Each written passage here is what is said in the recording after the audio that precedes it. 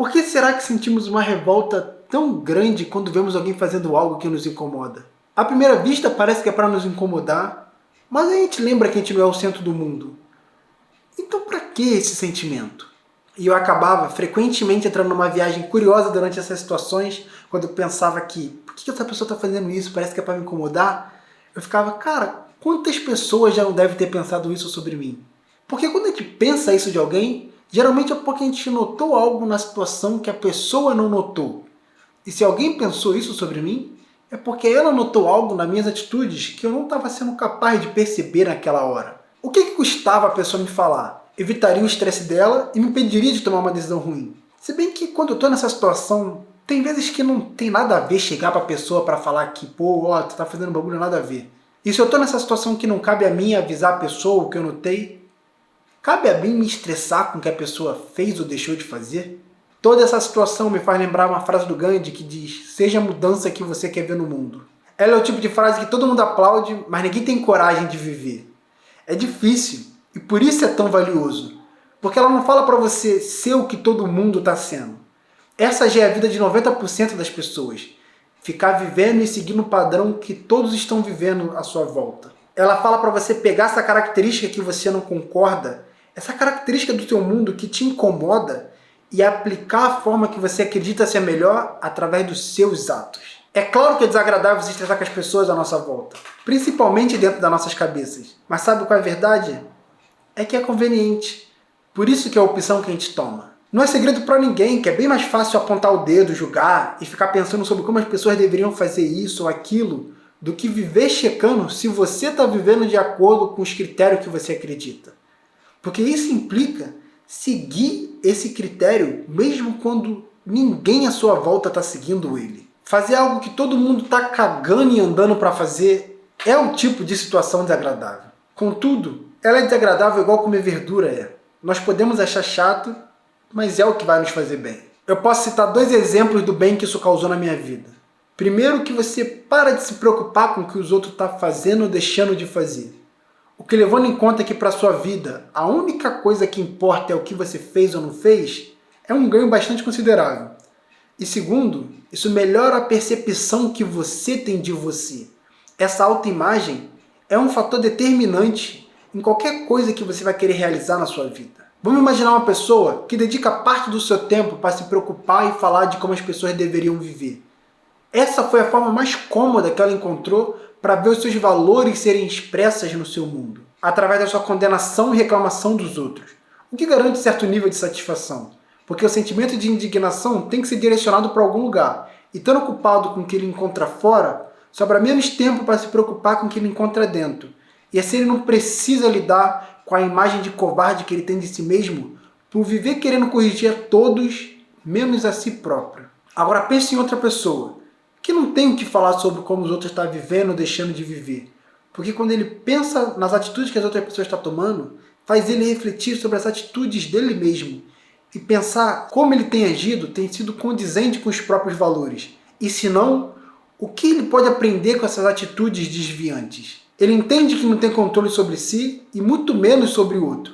E se ele quer ver o mundo ser da forma que ele acredita, ele só pode fazer isso acontecer a partir de um lugar, que é ele mesmo. Essas 2 pessoas que imaginamos são apenas ideais, e todos nós temos essas 2 dentro de si. E cada uma delas é útil para cumprir as nossas intenções que temos durante o dia a dia. E eu me pego constantemente me questionando para qual das 2 eu tenho dado mais atenção. E muitas das vezes eu encontrei a resposta em como eu estava me sentindo com relação à vida.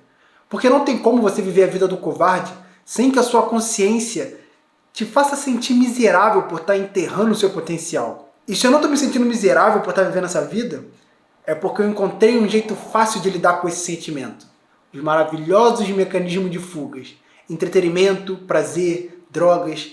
Qualquer coisa que me permita não ter que passar um tempo sozinho com meus pensamentos, porque eu sei que eles vão me aterrorizar. E no meio disso tudo eu fui vendo como boa parte da minha frustração com os outros e com a minha própria vida vinha de eu não estar vivendo o que eu acreditava e ficar esperando que as outras pessoas vão fazer isso. Isso é tudo muito poético, tudo muito bonito, mas é inevitável não se perguntar: por que parece ser tão difícil ser a mudança que queremos ver no mundo? Quando eu me imagino sendo a mudança que eu queria ver, eu vejo como ela vai me tornar divergente, algo em algum nível incompatível com o mundo, porque eu estou operando em outros padrões, não isolado dentro da minha cabeça, mas no mundo, porque é sendo diferente dentro do mundo que a incompatibilidade surge, e essa incompatibilidade gera atrito. E convenhamos que viver no atrito requer esforço, e o natural do ser humano é poupar energia. Por isso é tão intuitivo para a gente viver como os que nos rodeiam. As mesmas reclamações, as mesmas insatisfações, a mesma covardia sem vida. E é sem vida porque para você viver como os que te rodeiam, é necessário você matar algo aí dentro. E para mim, o chamado do ser humano que nasce na Terra é expressar sua unicidade. Eu nem sei se essa palavra existe, mas se depender de mim, ela vai passar a existir. Isso faz parecer que é para você tatuar a cara, sair na rua com camisa estampada de flor, com a calça estampada de leopardo, com alto-falante, ouvindo sua música favorita, com um sorriso na cara. Mas não, pelo amor de Deus, não faça isso. Ou faça, esse não é o ponto. O que eu quero dizer é que a nossa unicidade não está nessas coisas extremas que o senso comum nos leva a acreditar. Nós somos bem mais parecidos do que lembramos nessas horas. Ultimamente, o mundo tem se desenvolvido na percepção da individualidade.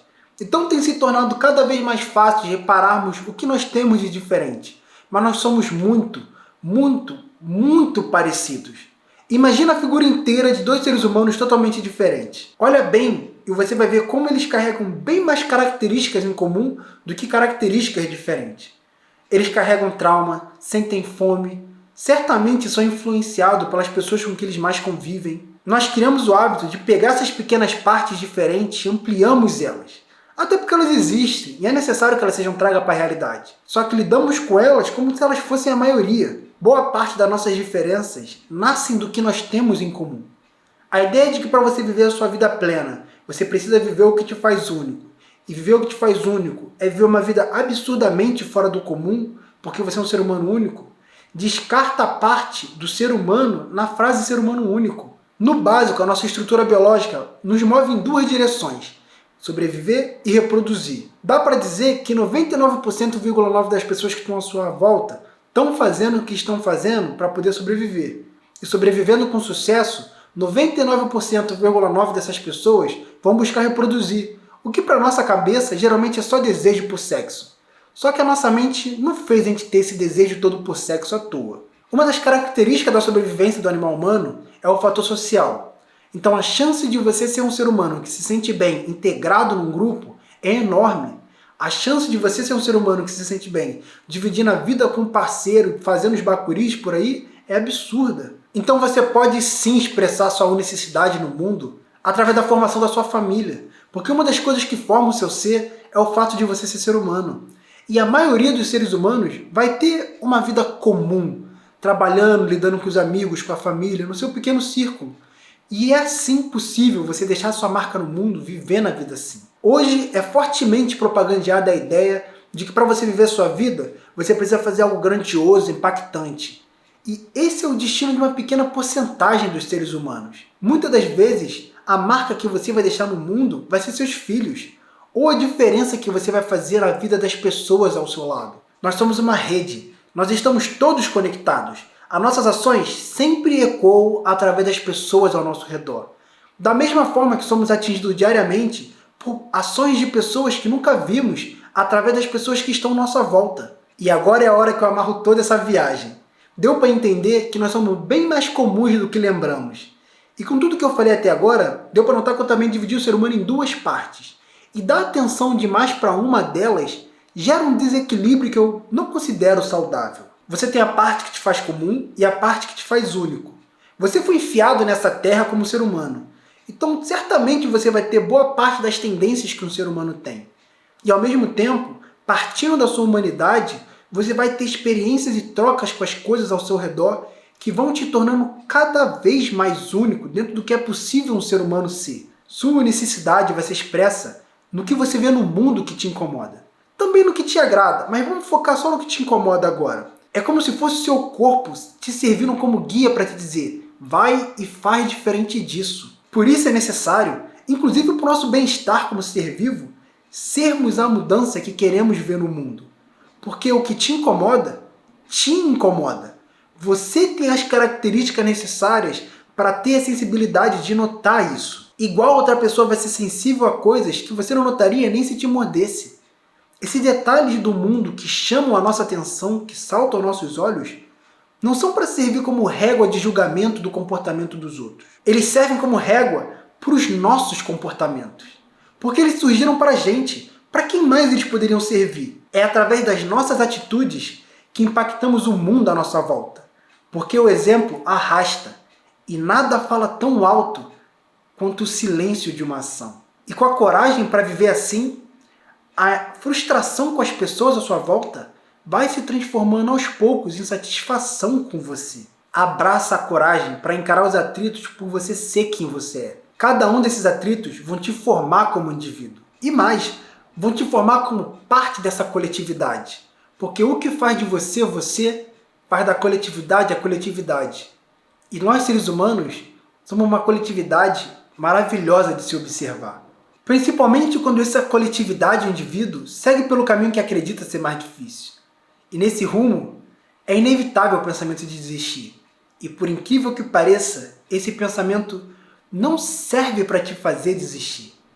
Ele cumpre um papel totalmente diferente nessa jornada.